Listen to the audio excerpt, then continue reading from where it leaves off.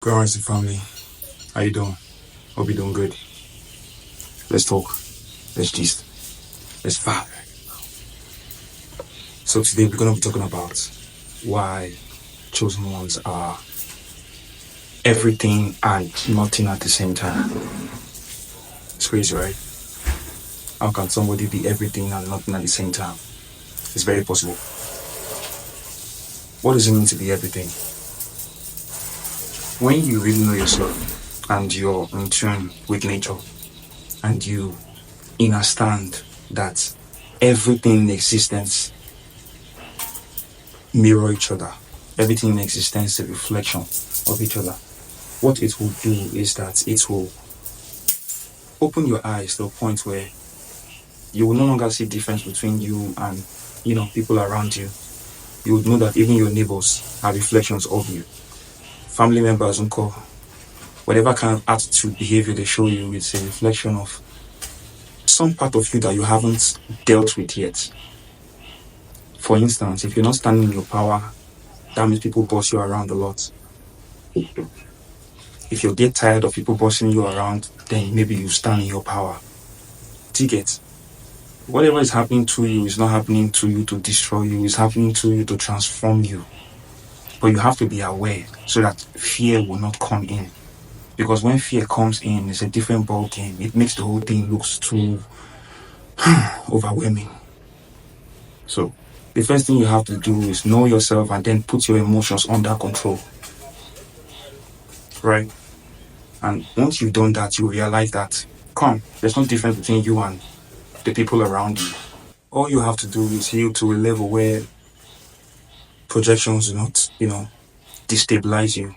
It will be like you're in a point of equilibrium. You have to maintain balance between, the positive, the negative, the good, the bad, what you like, what you don't like. You need to control your reactions, and probably that way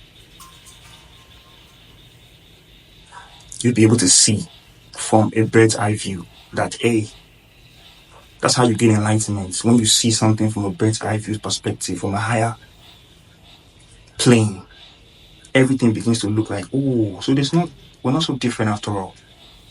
We're actually the same. We are all one people.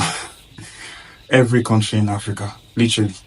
So there's no segregation, there's no separation. If it wasn't for colonialism, the separation would not be so strong, right? So that's how chosen ones are everything. How are chosen ones nothing? After following through all these, trials and tribulations of finding yourself, knowing yourself, learning yourself, applying yourself, it will lead to an end result where you'd have to realize that, hey, you cannot be unalived. Like, life is a cycle.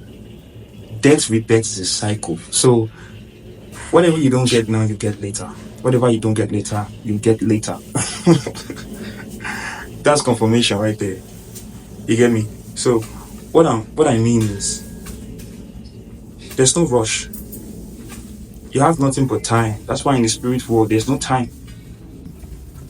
The past, the present, the future is all in one.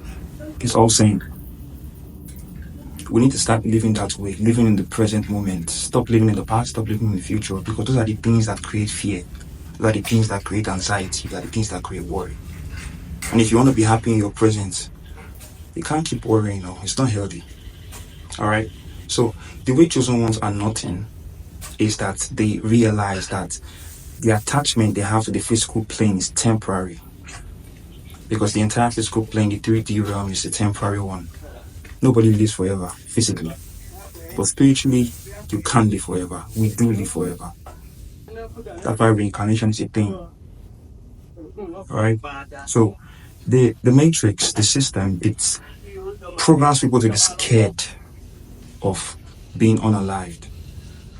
And in that way, they never get to really live. All they get to do is survive. But as part of the select few that God chose, many are called, few are chosen. That's why you even understand what I'm saying right now, because normal people will not listen.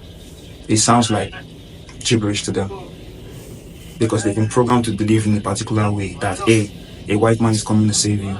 But me and you know nobody's coming to save us. You have to be the one to save yourself. And in saving yourself, you can't get attached to physical stuff, bro.